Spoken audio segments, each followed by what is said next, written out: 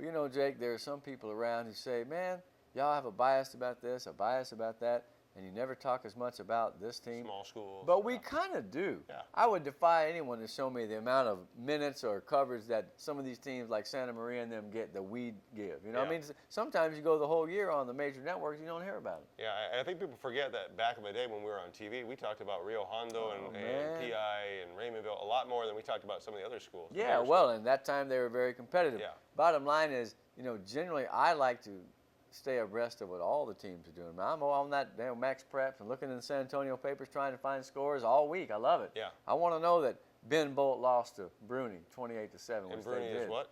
Number 10 in the state. Yeah. Look at La Villa. Okay, let's look at some non-district games because remember, the sub-5A teams are in that interminable long interim before district starts. It'll be a couple of weeks. Raymondville 3-0 at Kingsville 2-2. Kingsville has not played that great so far. Raymondville 3-0, but they better win this game because the next two games are tough. Yeah. When you're going to go play Sinton and Orange Grove, you really need this win. And they're 3-0. Raymondville's 3-0. Doing good so far. Yeah, you know, they're playing well. I mean, they're not a running team. They're not a passing team. They're a well-balanced team. They're able to do everything. Well, Kingsville is the type of team that they've been a playoff regular recently. You know, you look at their schedule. They beat Beeville and Robstown. They lost to Rockport Fulton, but last week Alice beat them like 41-14. So, and of course, Alice is a pretty good team. So let's see what Raymondville does. I'm hoping they go up there and get a win. And I guarantee you there'll be a lot of coaches from the other district that will be at that game checking it out. They'll be scouting it like crazy. Here's the game, man.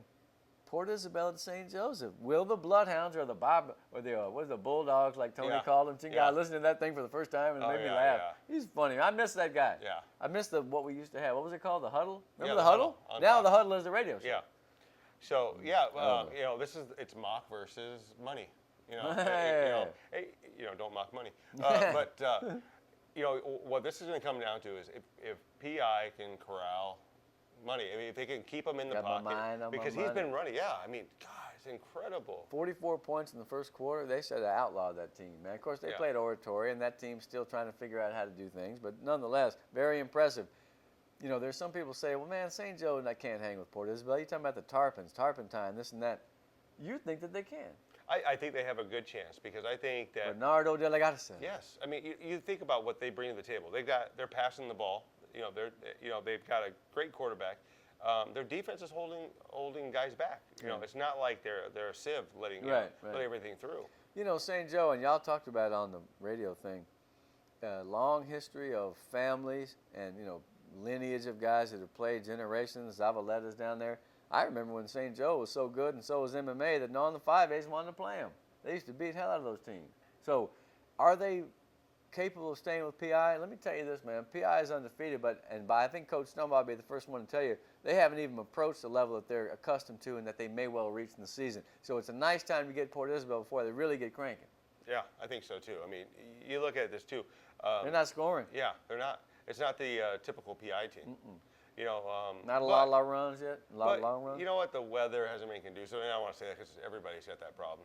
But you know, I think that PI they hit their stride usually midway through the season. Omar Silva had a touchdown pass. Now that's something you don't hear from Port Isabel very often. I think Hernandez Desi was the guy. Orduña, Carlos Orduña had. I think it's Orduña had 2 interceptions. They've got a lot of talent. They've got a lot of juniors and sophomores. They need to be careful, man, because St. Joe is explosive. What they have to do is come in and be physical and knock them down and knock them in the dirt and let them know that they're not going to win that game at Canales Field. It's in Brownsville. Yeah, Brownsville. You know what? I don't know if I can make it, but I may try because I've been wanting to see Mr. Money play, and I always enjoy seeing Port Isabel because that's a quality group. Okay, Rio Hondo at Gruya. Rio Hondo had no problem with Hidalgo, 30-0. Gruya got a win against Lytle. They're 2-2. In fact, won 2 in a row. This, in the past couple of years, was a good football game. I think it's going to be another one. Yeah, and the week before they beat PSG Southwest. Yeah, right? yeah, 35-26. Yeah, so, you know, you think about this. This is a team last year that we were like, wow, they're not very good.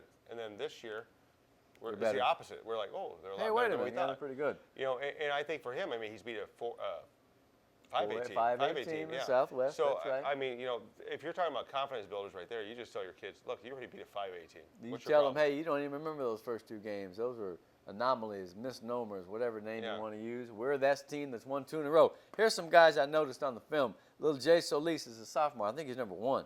23 is Cifuentes. These guys are making a lot of tackles, man.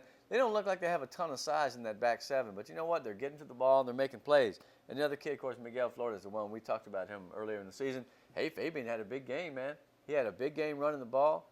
He threw the ball for 117, ran for almost 200. That guy's turning it on. Yeah, but Rio Hondo, they've got some guys. Yes, I mean, they you've do. seen them and you like them a lot. Daniel Flores, the linebacker, is a good quarterback, and he's throwing the ball all over the lot. But the guys that look to me like the future, they have 2 Atkinson boys, all They're right? not related to Atkinson from. I don't know, but there's been Atkinsons in Los Fresnos, from Rio Hondo, and in Brownsville. That's the clan there, Yeah. right? The Atkinsons, I don't know if they're all related. And this kid, Santiago Mendoza, caught a touchdown pass. I was reading a lot about him in the offseason. All the Rio Hondo fans were telling me, were saying, and I was spying, this guy's going to be good. This guy's going to be good. Well, he broke 3, caught a touchdown pass. So they've got a lot of people who are in the action. Daniel Flores, man, he's got to be a candidate for all-around player of the year because he's still playing linebacker, making a ton of tackles. Yeah. I don't think he comes off the field that much. Yeah, I think this game is interesting just for, it's a mystery right now because we don't know how good Rio Hondo is going to be. No. And, we don't actually know how good Bree is. I'll tell you right now, I predict they'll both be playoff teams. All right, how about that Lavia against Bruni? Lavia won the Sugar Bowl 43-25. Macario Pettis. Mac Pettis. I like a Mac. Remember Mac Garza? Yeah. I like a good Mac. Mac Davis. Remember in the 70s? Cheaper to keep her? I did not know until last week that they were playing at Wesco East, at Wesco East Stadium. Oh, because, yeah. So, it's incredible because they don't really have a home game this year.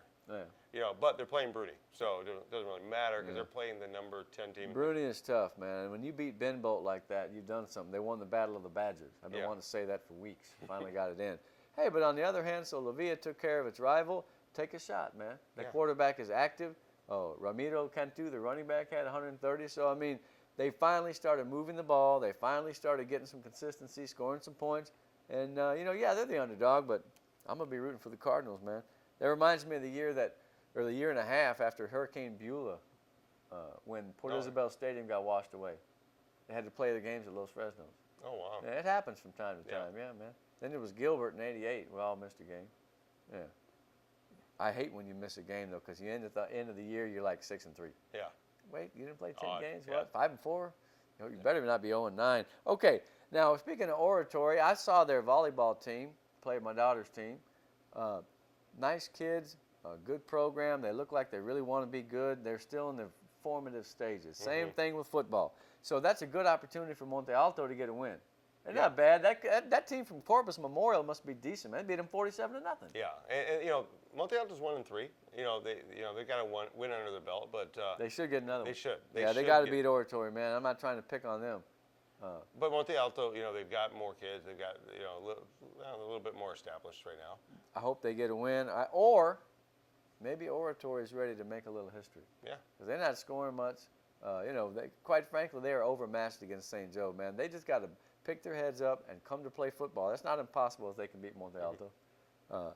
It's not nothing is impossible. Not even Riviera beating MMA. Yeah. I like to see MMA get on the board, man. I thought they had a win there for a couple of days. I found out they didn't. I'm like, dang it. Yeah.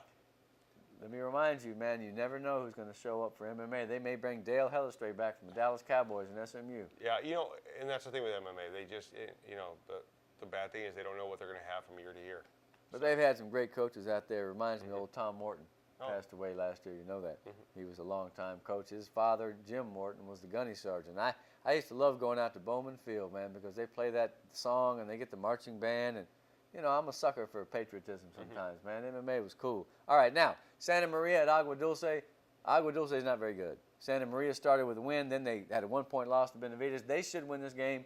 They need to get ready for their district, which is really not going to be that difficult. No. A lot of the 2A, the 1A, 2A, and 3A districts the Valley teams are in, outside of San Diego in one of those districts, and maybe, like I said, Benbow. Yeah. It's not as strong as it was last year. So I feel like we're going to get some teams into the playoffs. I think Santa Maria might be one. I think Lyford still could be.